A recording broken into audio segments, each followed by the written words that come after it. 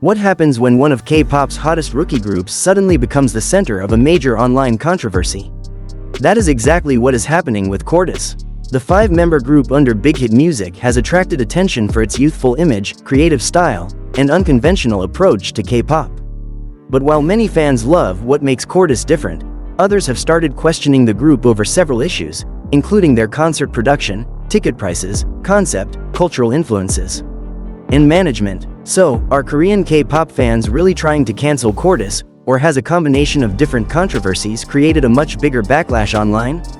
The biggest controversy reportedly came after CORTIS held the opening shows of its Put Your Phone Down tour at Inspire Arena in Incheon.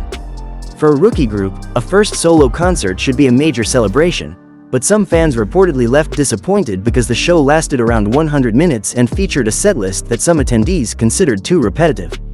With ticket prices reportedly reaching around 145,000 Korean won, some fans questioned whether the concert offered enough content for the price.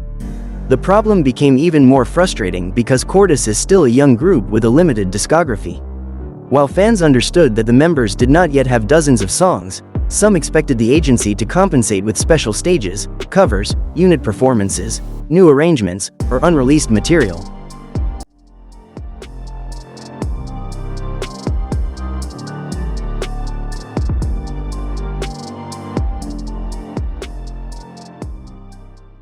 Importantly, much of the criticism was directed at management rather than the members themselves. Fans continued to praise the members for their energy and stage presence, but questioned whether Big Hit Music had started a major tour too early. A first concert is supposed to create unforgettable memories, so when fans feel that the production is underdeveloped, disappointment can quickly turn into anger. Reports that changes were made to later performances also fueled complaints from some early attendees, who questioned why they had received what they considered an inferior version of the show. However, the concert controversy is only one part of the story. CORTIS has also attracted attention because of its unique concept. The group has moved away from some of the familiar K-pop formulas and instead promotes a more natural, youthful, and creative identity. Many fans see this as refreshing, but critics have questioned whether a group managed by one of the biggest entertainment companies can truly present itself as different from the traditional K-pop system. This has created an interesting debate about authenticity. CORTIS members have been involved in their music and have expressed a desire for their work to feel genuine, but because authenticity is such an important part of the group's image, fans naturally examine whether the reality matches the branding. Another controversial discussion involves CORTIS's relationship with Black music and culture. Some online users have questioned the group's use of Black-inspired musical styles, fashion, and aesthetics, raising concerns about cultural appropriation. This is a complicated issue because K-pop has long been influenced by hip-hop.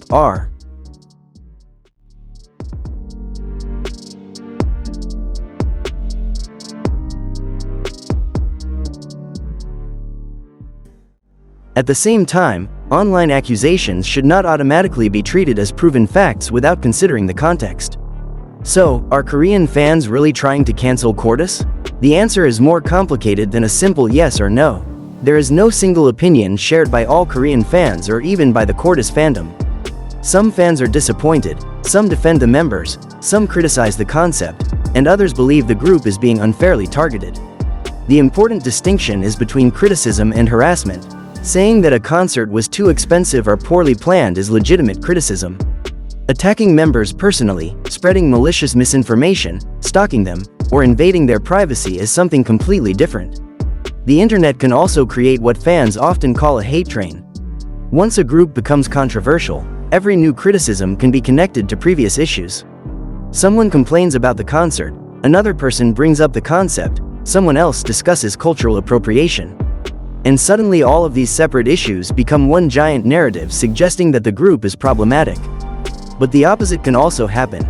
Legitimate criticism can be dismissed as hate simply because supporters do not want to hear it. The healthiest approach is to examine each issue separately and focus on actions, decisions, and management rather than attacking the members personally.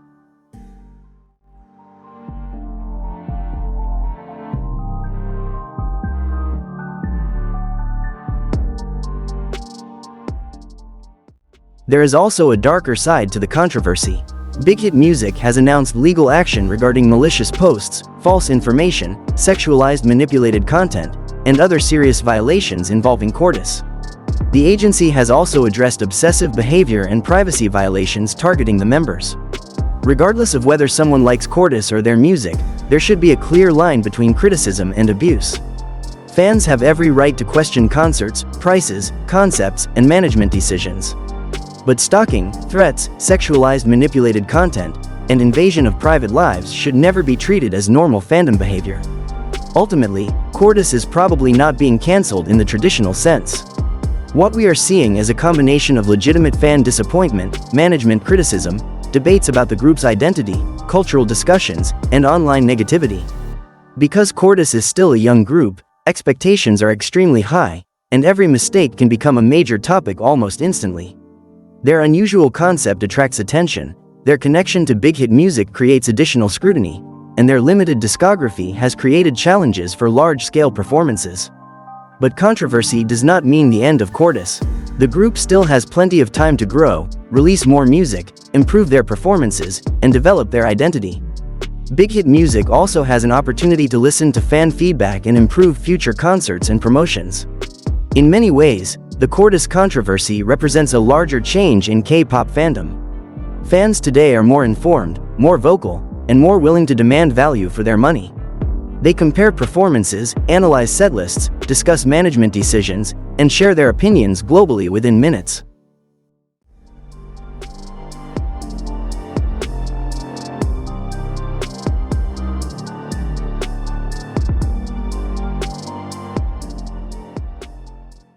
So, are Korean K-pop fans really trying to cancel CORTIS? Maybe some people genuinely want the group to face consequences, but it would be unfair to describe every criticism as a cancellation campaign. Some complaints are about money and concert quality, some are about artistic identity, and others come from broader cultural debates. The real question is whether CORTIS and its agency can learn from the criticism and turn the current controversy into an opportunity to become stronger. For now, CORTIS may have stumbled, but their story is far from over.